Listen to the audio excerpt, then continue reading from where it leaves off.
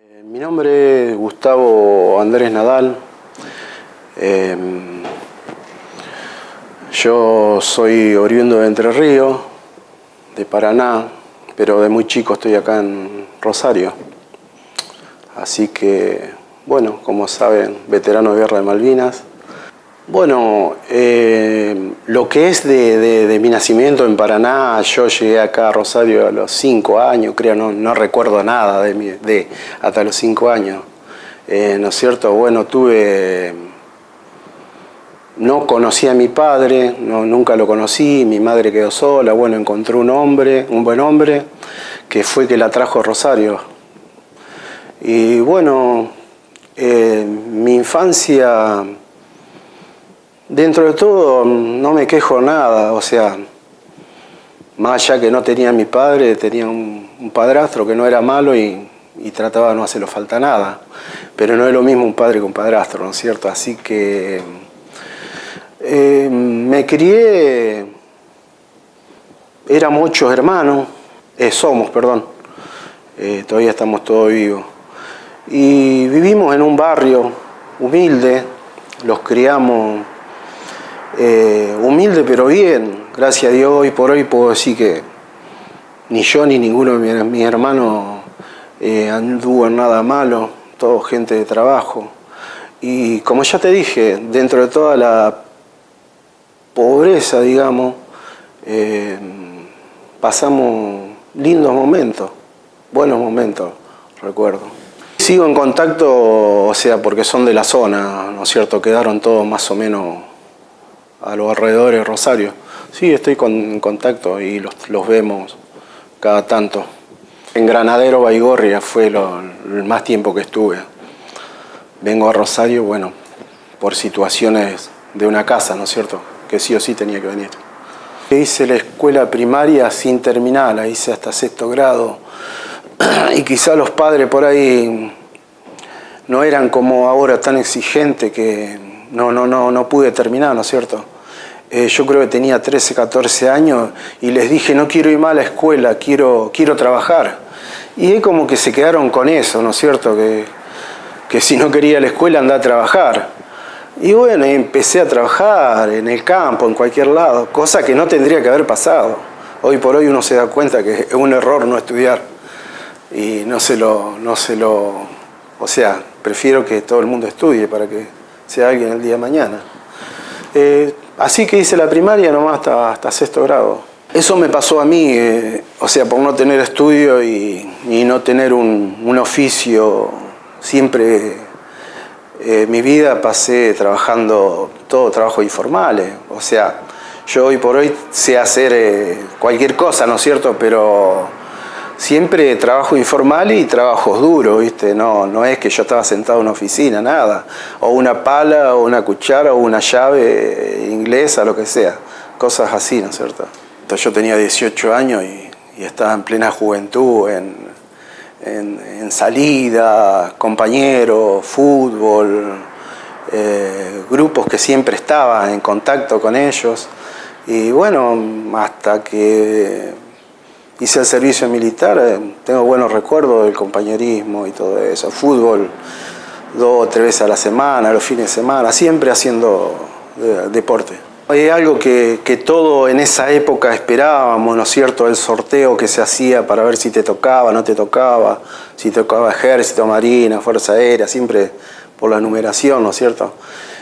O sea, no me tomó de sorpresa, sino que uno ya esperaba eso. Y bueno, fue en el 81 que se empezaron a incorporar. Yo tenía número bajo, 407 tenía.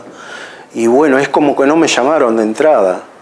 Y digo, uy, ¿qué pasa acá? Bueno, después pasó 1 o 2 meses, creo, y me llamaron para presentarme. Y bueno, me tocó un destino que fue en Paso de los Libres, Corrientes, el Regimiento de Infantería 5. Así que hacia allí me mandaron. Fue complicado el tema porque fuimos un puñado de rosarinos, que éramos 44, fuimos un puñado, que ya habíamos que ver reserva, y caímos a un regimiento donde había todos chaqueños y correntinos. El puñado de 44 que llegó al Regimiento 5 empezaron a desparramarlo por distintas compañías. En mi compañía quedamos 5 de Rosario. Fue complicado porque, como te decía, los chaqueños y correntinos, ellos estaban en el campo haciendo los ejercicios, que es lo más duro que cuando uno se ingresa al servicio militar. Y bueno, resulta que cuando ellos vuelven del campo, que se comieron 2 meses bravos, lo encuentran a nosotros ahí, viste, adentro de la compañía. Y bueno, tuvimos conflicto, todos los que habíamos ido no los querían, esa era la realidad, no los querían los chaqueños y los correntinos a nosotros, y siempre estábamos peleando, con uno o con otro estábamos peleando. Así que problemático, sí. Yo ingresé en mayo, creo 4 o 5 de mayo, los primeros días. Y me dan de baja en el año 81, por un sorteo salgo de baja, 16, no recuerdo, en noviembre fue. O sea que no estuve mucho. En el transcurso de esos meses, desgraciadamente pierdo a mi madre, yo haciendo el servicio militar. Y bueno, tuve 20 días, un mes acá, que desgraciadamente no la pude ver también, pues no hice tiempo.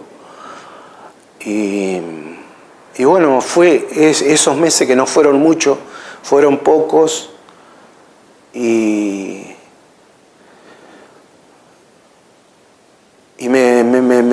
O sea, en noviembre del 81 salí de baja, así que... Claro, fue la primera baja del servicio militar, ¿no es cierto? Ahora sí pasamos al 82. Y después, cuando vos salís en esa baja, la del 81 de noviembre, ¿qué haces cuando salís de ahí? ¿A qué te dedicas? Bueno, regreso, por supuesto, a mi lugar de origen, que era Granadero Baigorra, y bueno, trato ya con 18 años de encarar algo, ¿no es cierto? Lo primero que se me ocurría era trabajar, ¿no es cierto? Y bueno, traté y en realidad tuve unos trabajos informales de meses acá. Bueno, en ese periodo fueron un par de meses nomás. Y bueno, estaba trabajando una empresa de montaje, no recuerdo, había ingresado. Pero como eran paradas es de un mes nomás, esas cosas, así que estuve trabajando un mes y en el momento que se inicia el conflicto yo no estaba trabajando. Bueno, en lo que a mí me tocó no me llamaron, no me llegó ni una cédula, telegrama, nada. Lo mío fue escuchar la radio, o sea, mi padrastro en realidad escuchó y se enteró del conflicto y bueno, al saberlo yo me preguntaron qué pensaba hacer y bueno, yo en ese momento no estaba bien, había perdido a mi madre. Tenía mis hermanos, por supuesto, y no se me cruzó nada raro, simplemente sentí dentro mío que tenía que ir, sentí alegría, sentía, uy, qué bueno, voy a defender a la patria, sin saber lo que me podía llegar a pasar, sin experiencia de nada, como a todos los pasó. Y bueno, así que me dirigí a mi regimiento. Me dirigí por mi cuenta nomás y bueno, allá como que me estaban esperando con los brazos abiertos porque cada uno que llegaba tenía una función, ¿no es cierto?, importante en el arma que se usaba. Así que bueno, yo era cargador de mortero y así que caí muy bien. Ahí a los poquitos días, o sea, me dieron toda la ropa, armamento, todo y a los poquitos días partimos. Sí, totalmente propia fue la decisión, sí. Bueno, llego al regimiento y a los días, no recuerdo cuántos, 2, 3, no recuerdo, estaba con todo preparado ya tenían preparado su equipaje y de ahí los trasladan a la estación de trenes, de ahí de Paso de los Libres. Recuerdo algo que nunca me olvido, que mientras íbamos viajando, caminando, todo en filas, recuerdo que la banda del regimiento tocaba Kilómetro 11, me acuerdo del chamamé ese, nunca me olvido. muy bueno, muy llamativo. Y bueno, de ahí lo trasladamos a la estación de trenes y bueno, de ahí después de la despedida nos llevan hasta Paraná, Entre Ríos, el aeropuerto. Hay un avión, no recuerdo cuál era, un avión grande era, sin asiento. Subimos todos y los sentábamos, recuerdo, en el equipaje que teníamos nosotros, o sea, no había asiento, nada. Poníamos el equipaje y lo sentábamos ahí. Bueno, una vez que estuvimos todos fue el traslado, la primera vez que subí en avión, fue el traslado a Comodoro Rivadavia. Ahí lo instalamos en el Regimiento 8, de ahí de Comodoro Rivadavia, y lo dieron un sector para cuidar, donde había tanques petrolíferos que se llamaba Caleta Córdoba era la nuestra, y Caleta Olivia también. Estuvimos unos días, no sé si llegó una semana o una semana más o menos, hasta que lo llega la orden de pasar a Malvinas. Todo muy lindo hasta ahí, muy bueno, contento todavía. Y abordamos un avión y lo trasladan a Malvinas. Cuando llegamos al aeropuerto, otra cosa que no me olvido, que se abre la compuerta del avión para bajar, sentí algo que nunca había sentido, un frío que nunca había sentido sobre mi cuerpo, sobre mi piel. Muchísimo frío era. Y bueno, de ahí bajamos, armamos carpa al costado del aeropuerto y recuerdo que estuvimos de un día para otro. Al otro día lo trasladan a Puerto Argentino, que está a unos kilómetros ahí del aeropuerto, todo caminando. De ahí subimos a un barco, a un pequeño barco, no recuerdo el nombre, pero ahí fuimos varios de la compañía nuestra, la compañía B de mi regimiento, donde iba armamento, municiones y víveres, y los trasladaban. En ese momento no sabíamos nosotros, después por supuesto supimos, a Gran Malvina, un puerto que se llama Puerto Howard, que a la vez nuestro jefe lo llamaron Puerto Yapeyú. Bueno, ahí llegamos y fue la llegada y después el final. Cuando viajábamos en el barco ese, íbamos todos dentro de o sea, íbamos como animales ahí sentados arriba de las municiones, todo, ¿viste? Y tardamos mucho más de lo que teníamos que tardar porque supuestamente había submarinos ingleses sobre el estrecho de San Carlos, porque, o sea, Puerto Howard está de un lado de Gran Malvina hasta Puerto Howard y del otro lado está San Carlos, que es donde se embarcaron todos los ingleses. Y bueno, tuvimos que volverlo y agarrar otra vía de llegada, así que tardamos un par de días y con viento, tormenta, que era un barco chico, y fue terrible porque aquel era vomitar, ¿viste? Y cosas que no habíamos pasado nunca. Bueno, hasta que llegamos a Puerto Howard. Yo siempre fui cargador de morteros 81 y seguí hasta el final desempeñándome en eso. Con exactitud no recuerdo, pero fue del 20 al 25, 26 de abril la llegada. Y bueno, el final fue 14 de junio la rendición. El 15 los toman prisioneros y de ahí vamos trasladando de un barco a otro hasta que lo suben a un transatlántico, el Canberra. Y bueno, ahí tuvimos unos días para llegar. Después me entero porque creo que primero iba a Uruguay, después se pegó la vuelta, algo así fue. O sea, prisionero estuve del momento que terminó el conflicto, del 14 de junio sería hasta que lo trasladan al continente. Fue el 14, el 15 desembarcan ingleses muy temprano, helicópteros por todos lados, nosotros todavía con armamento, apuntándolo bien, por supuesto, no lo trataban bien porque teníamos armamento, todo. Pero a medida que igual nosotros el día antes o la mañana temprano recuerdo que inutilizamos mucho armamento de lo que teníamos y lo tiramos dentro de los mismos pozos que nosotros habíamos hecho para cubrirlo de los ataques. Los tiramos y los enterramos, o sea, mucho armamento está enterrado en Malvinas. Bueno, de ahí yo estaba en la cima de un cerro donde pasó de todo ahí. Bajamos a Puerto, 3 kilómetros, recuerdo, 4. Y de ahí lo hacen dejar todo, correaje, armas chicas que teníamos, todo, se veían montañas, cascos, todas esas cosas. Y nos suben a unas barcazas. Son esas barcazas que se meten dentro de los barcos.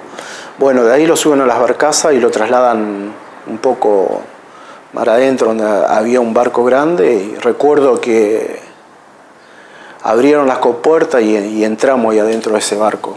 De ahí fue un traslado mar más adentro, donde subimos nuevamente a otro barco. Salimos de las barcazas esas. Y las barcazas se apoyan sobre el Canberra, donde había todo cuerdas que había que subir hasta allá arriba, todo cuerdas, y bueno, subíamos así, escalamos hasta arriba y allá, bueno, ahí lo iban dividiendo, aquel que estaba enfermo, herido, el que estaba bien, lo iban pasando a... Ahí en Puerto Howard las compañías estaban separadas por distintos puntos, ¿no es cierto? A la compañía B, donde era yo, nos trasladan a la cima de un cerro, donde teníamos un radar, o sea, estábamos a más altura por el radar, todo eso, y bueno, a lo que yo voy es que las demás compañías estaban más o menos cerca del puerto, más o menos se rebuscaban. Nosotros estábamos un poquito lejos y no... o sea, estábamos prestos a todo, ¿no es cierto?, a cualquier cosa. O sea, te hablo de la inclemencia del tiempo, que hubo de todo, que hubo lluvia, hubo tormentas, hubo nieve, y los ataques, por supuesto, que teníamos por ahí constantes eran de las fragatas, que por ahí nosotros no podíamos hacer nada. Teníamos ataques en las noches, en la madrugada, no lo dejaban dormir. Nosotros si dormíamos 2 horas era mucho en todo el conflicto que tuvimos, no dormíamos nada. Y bueno, por ahí de día teníamos alertas rojas, que eran alertas de aviones, de posible ataque de aviones. Más allá que por ahí no eran todos los días los ataques, hubo por supuesto ataques de aviones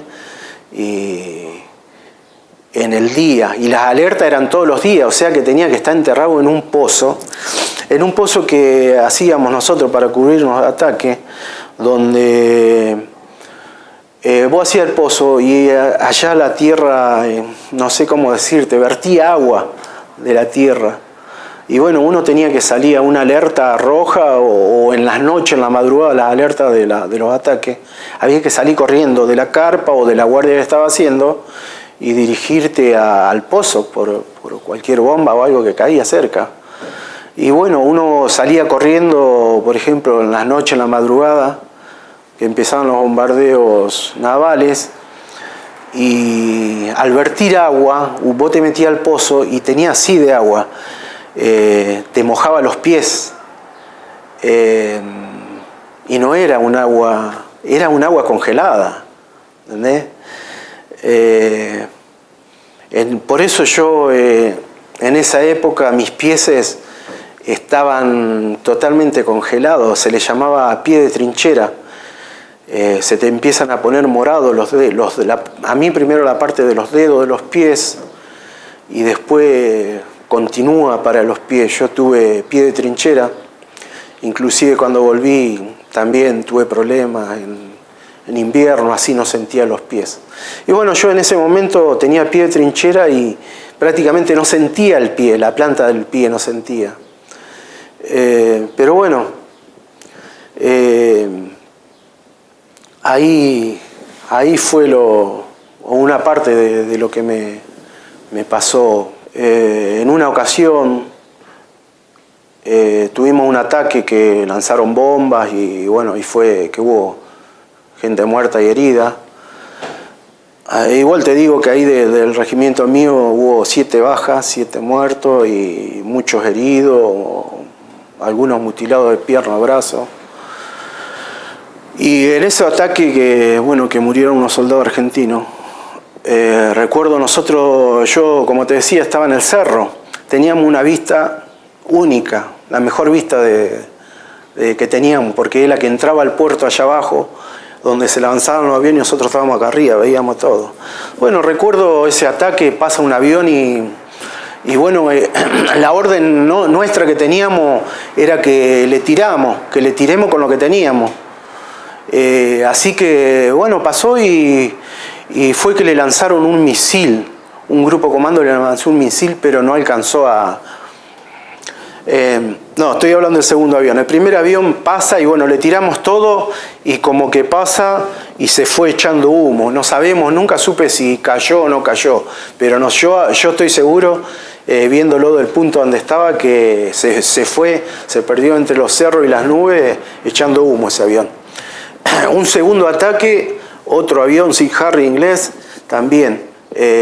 Bueno, pasa lo mismo, lo que te decía, que le tiraron un misil pero no le alcanzó a pegar o le rozó, porque si le pega explota, ¿no es cierto? El ataque de todas las compañías que estábamos ahí, fuego reunido que se le dice, impactó en el avión y a la cual el piloto se eyecta y el avión se estrella contra la roca, ¿no es cierto? Bueno, cayó en un lago el piloto inglés, no recuerdo el nombre, a lo cual teníamos prisionero ahí, estaba abajo en el puerto, estaba prisionero. Y fue el único inglés que estuvo prisionero aquí en la Argentina. El único piloto inglés que estuvo, lo tuvimos unos días y de ahí lo trasladaron a Puerto Argentino y de ahí estuvo en Argentina. Es el único inglés. Glover creo que es el apellido del piloto. Y bueno, también en esos días, yo no te digo fecha, nada, porque lo menos que me importaba era la fecha, esas cosas. También sale un grupo comando a la cual encuentran unos ingleses, supuestamente dándole informaciones a las fragatas para ver dónde caían los proyectiles, las bombas que los bombardeaban de noche. Y bueno, hubo un enfrentamiento con el grupo comando nuestro, y a la cual muere un oficial y un suboficial inglés. También teníamos prisioneros ahí, que fueron esos 2 prisioneros que tuvimos. Ahí donde estuvimos nosotros fue el lugar más aislado de todo lo que fue el conflicto de Malvinas, lo más aislado. Ahí nunca llegó nada, nunca llegaba nada. ¿Por qué? Porque prácticamente nosotros estamos de un costado de las fuerzas inglesas, donde tenían que pasar o los barcos o los helicópteros para llevar los víveres.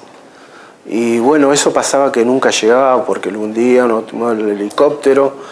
Y bueno, en una sola oportunidad llegó un helicóptero, recuerdo, porque fue la única vez donde los dieron un cigarrillo cada uno y 3 galletitas, digamos criollitas, 3 galletitas, no paquetes, untadas con dulce de leche. La única vez que recibimos algo. Fue duro porque la estábamos pasando mal en el tema que no teníamos alimento.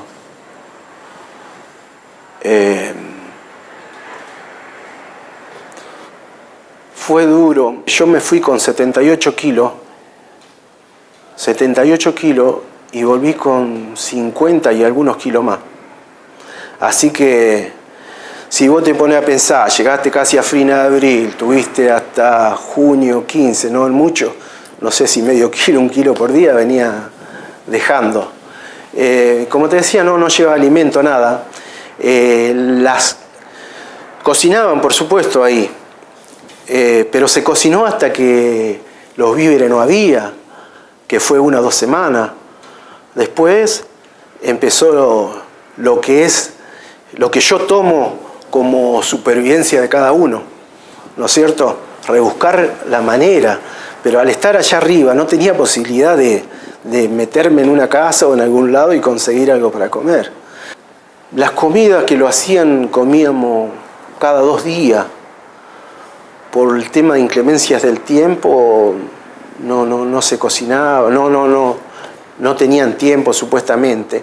Y las veces que lo daban algo, recuerdo bien, era un caldo con unas verduras dando vuelta arriba, y por ahí tenía la suerte de recibir un pedazo de cordero, porque ya en esa época ya se había terminado todo.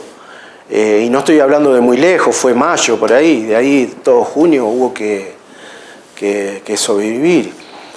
Y por ahí había momentos que me tocaba a mí, al grupo mío, grupo apoyo de la sección de la compañía B, era un grupo de unos 10 más o menos, que teníamos que bajar a puerto a buscar cordero para que cocinen arriba, ¿no es cierto? Y bueno, por ahí, no solo yo, todos lo hacíamos. Cazamos, lo primero que pensamos, agarrar un cuchillo y meter al bolsillo.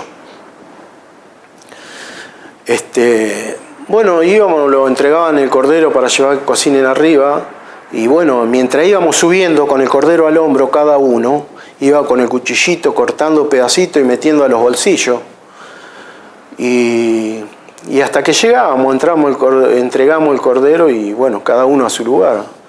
Y bueno, esa carne, en esos momentos no se podía hacer fuego, nada.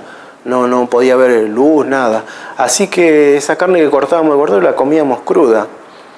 Yo, en lo particular, hablo por mí, la comía cruda. Tenía, recuerdo, un paquete de sal y que le ponía sal para que tenga gusto y la comía. Y en una oportunidad también, en otra oportunidad, no fueron muchas, algunas nomás que me tocó ir a buscar cordero.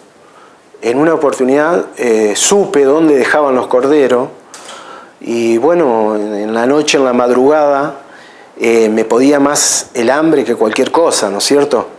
Y bueno, y me fui a ese lugar donde estaba, y no sé, era una carpa, recuerdo, me metí por debajo de la carpa, había cuidando soldados ahí, y bueno, me metí igual y sin darse cuenta saqué una pata de cordero, a la cual en el transcurso, no sé si llegaba 2 días, me la comí toda, cruda, con sal. Así que te darás cuenta más o menos lo que uno vivió en el sentido ese, ¿no es cierto?, de que no llegaban provisiones y bueno, en realidad mal. Y bueno, sobre todo esto quisiera saltar otro punto de la supervivencia que uno estaba haciendo. Me pasó algo más grave.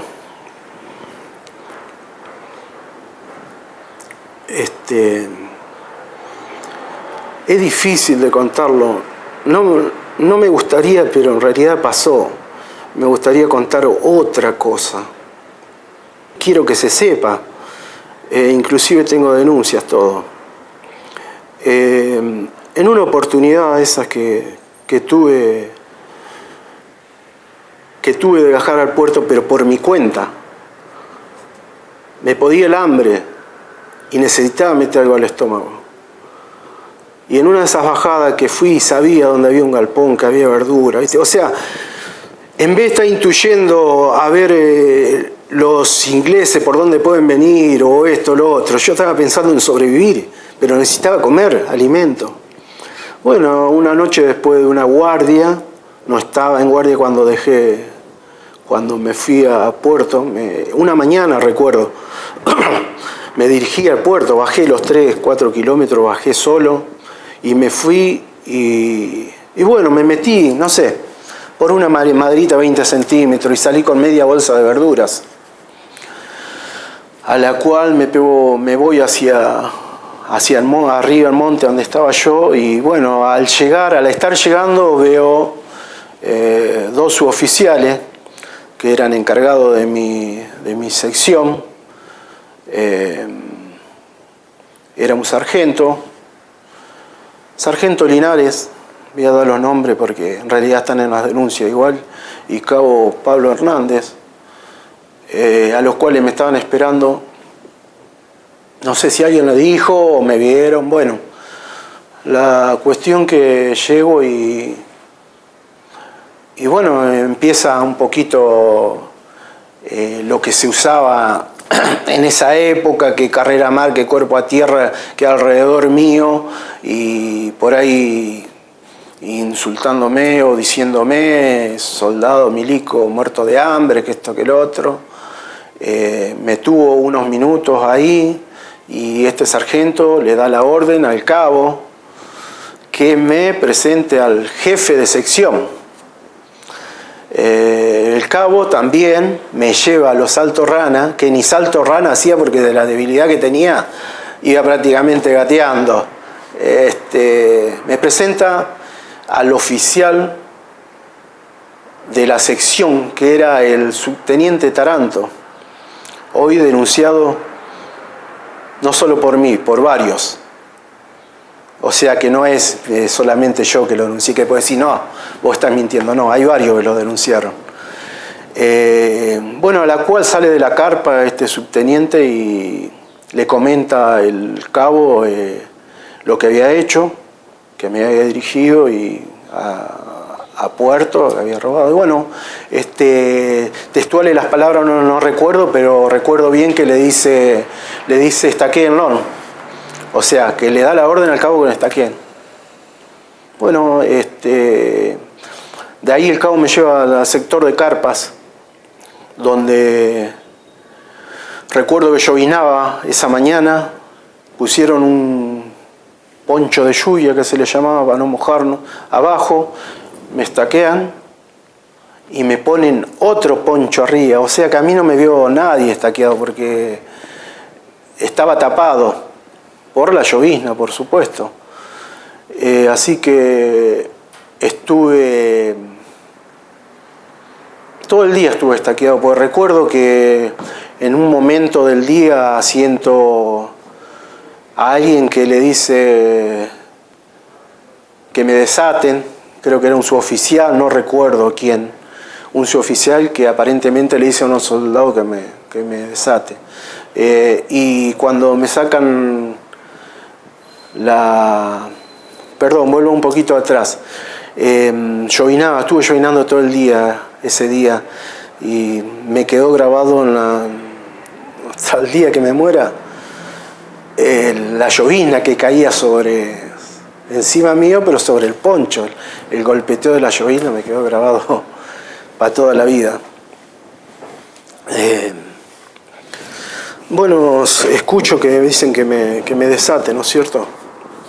Y bueno, me doy cuenta que era la tarde-noche ya, allá oscurecía temprano.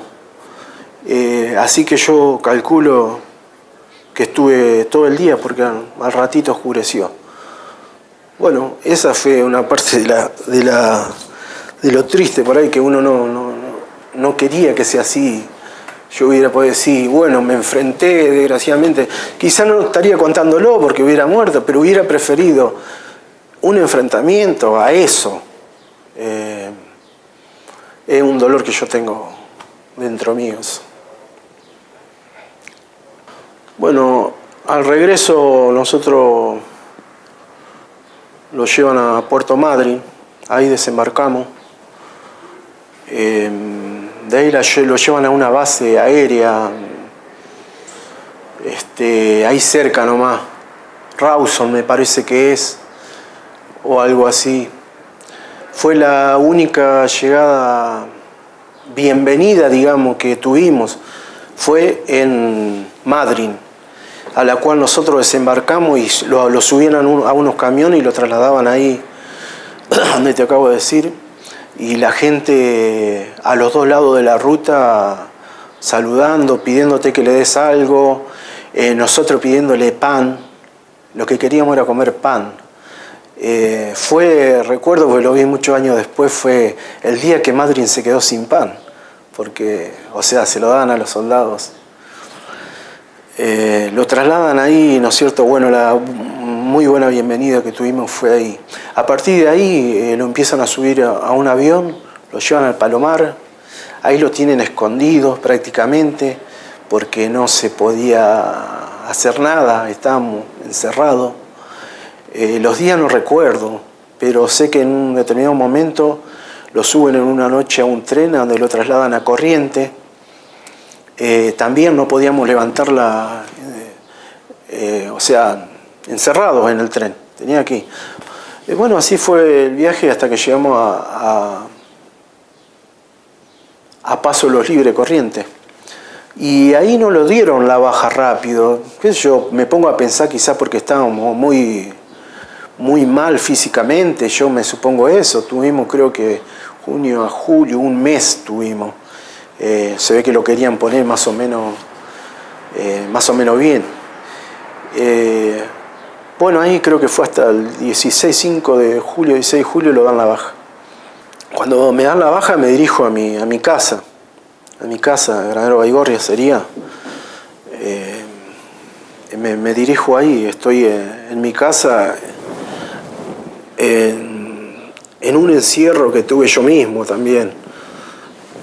Eran las primeras veces, noches de sueño, noches de pesadillas. Y era difícil los primeros tiempos, salir adelante. Yo durante muchos años no hablé de Malvinas. No me daba por hablar. No quería hablar. Me preguntaban cosas, amigos, por ahí cuando salí un rato, y es como que le hacía todo superficial nomás, no me entraban. Me decidí a hablar después de muchos años.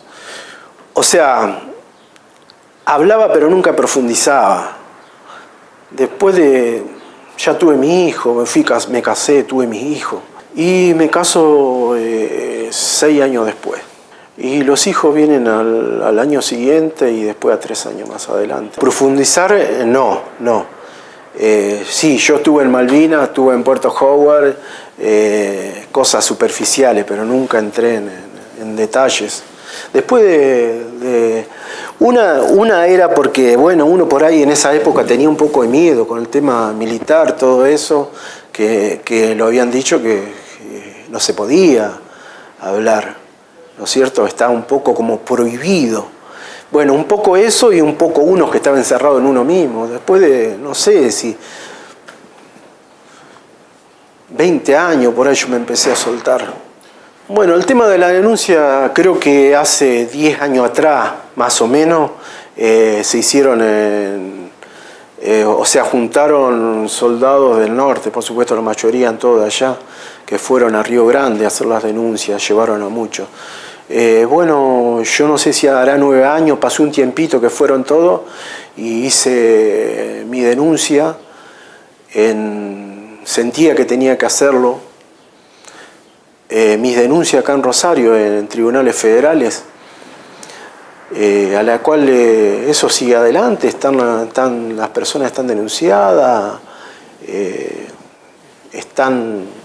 todavía no se sabe qué va a pasar, pero están en un listado ahí.